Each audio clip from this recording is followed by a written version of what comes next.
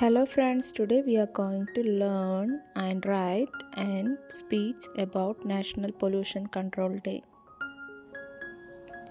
First, let's write the speech and then I will explain the speech so that we can learn together.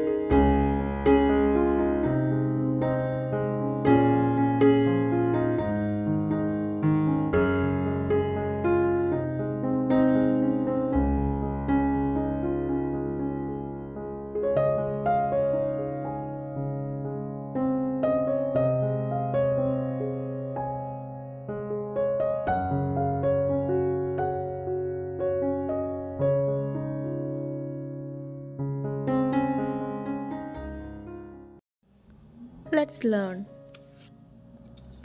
Good morning, everyone. Respected principal, dear teachers, and my dear friends.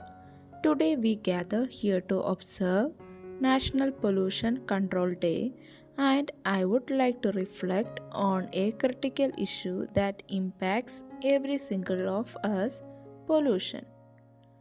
This day is not just a reminder of the challenges we face, but also an opportunity to take meaningful steps towards a cleaner, healthier, and more sustainable future. Why December 2nd is National Pollution Control Day?